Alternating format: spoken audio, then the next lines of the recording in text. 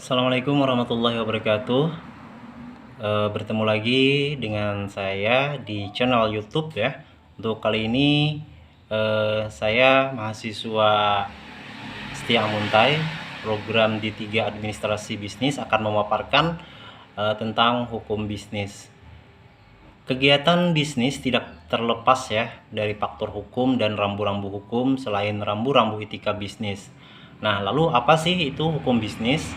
Hukum bisnis itu seperangkat kaidah-kaidah hukum yang diadakan untuk mengatur serta menyelesaikan persoalan-persoalan yang timbul dalam aktivitas antar manusia, khususnya dalam bidang perdagangan, atau serangkaian peraturan ya yang berkaitan secara langsung maupun tidak langsung dengan urusan-urusan perusahaan dalam menjalankan perekonomian. Nah, maka dari itu ya perlunya hukum sebagai salah satu sarana atau alat pengawasan atau kita ini ya sosial kontrolnya begitu. Nah, yang lebih efektif ya, jadi harus ada sosial kontrol yang efektif untuk mengendalikan praktek bisnis yang tidak sehat. Sebab hukum menetapkan secara tegas apa yang harus dilakukan dan tidak boleh dilakukan, serta bentuk yang tertulis memberikan rasa aman bagi pelaku bisnis, karena apabila terjadi pelanggaran ya sanksinya jelas ya. Nah, karena hukum adalah keseluruhan peraturan yang bersifat memaksa ya untuk melindungi kehidupan manusia di dalam masyarakat dan memiliki sanksi. Adapun ciri hukum itu sendiri, yang pertama adalah adanya perintah atau larangan. Nah, adanya perintah dan larangan ini ya berfungsi untuk memberikan perlindungan, dan perintah atau larangan itu harus ditaati. Kenapa ya harus ditaati? Ya karena sifatnya tadi memaksa. Jadi bagi yang melanggar pastinya ada sanksi pelanggarannya. Nah, lalu kita kembali ke bisnis ya. Untuk bisnis tidak bisa juga lepas dari faktor hukum, tetapi hukum saja belum cukup untuk mengatur bisnis. Dalam hal ini didukung faktor yang lain seperti etika dalam berbisnis. Nah, pada taraf normatif ya, etika mendahului hukum. Mematuhi hukum dalam bisnis adalah suatu keharusan. Nah, di sini perlunya ya kita memahami atau memberikan pemahaman hukum agar kita bisa terlindung dari praktik-praktik bisnis curang. Ya, seperti ya dengan cara sadar bahwa kita tahu ya bahwa di negara Indonesia ini adalah negara hukum. Manusia itu sama artinya ya di hadapan hukum tanpa terkecuali ya.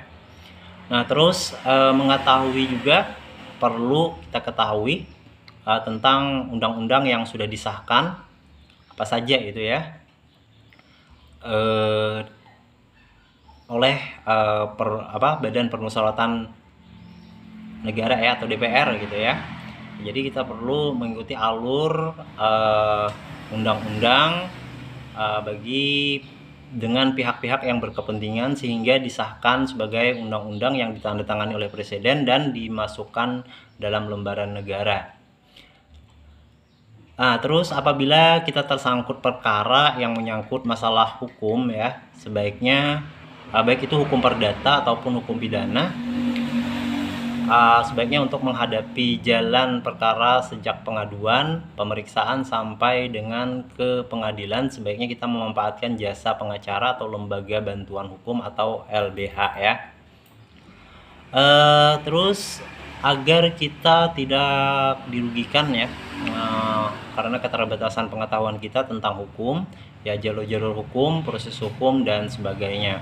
Jangan mencoba ya untuk mengelabui atau melanggar hukum, baik ya sengaja ataupun tidak disengaja, dengan sebab ketidaktahuan kita, karena hukum harus tetap dilaksanakan atau diterapkan beserta sanksi-sanksinya ya. Dalam penerapan usaha, artinya dalam kita menerapkan usaha itu ya harus mengetahui syarat-syarat hukum, yang menjadi bahan landasan usaha tersebut beserta persyaratan yang terkait. Nah, terus hati-hati ya, hati-hati dalam membuat perjanjian kontrak dengan pihak lain. Jangan sampai dirugikan atau kena jebakan yang secara hukum adalah sah sifatnya, tapi secara faktual sangat merugikan kita ya, atau membuat perjanjian yang akan melanggar hukum. Mintalah nasihat atau saran dari penasehat hukum dan dari yang berpengalaman. Nah, saya kira cukup dulu ya bahasannya, ya mudah-mudahan ada manfaatnya, dan sampai ketemu lagi di bahasan kita berikutnya ya di channel YouTube saya, Abdul Manan. Oke, assalamualaikum warahmatullahi wabarakatuh.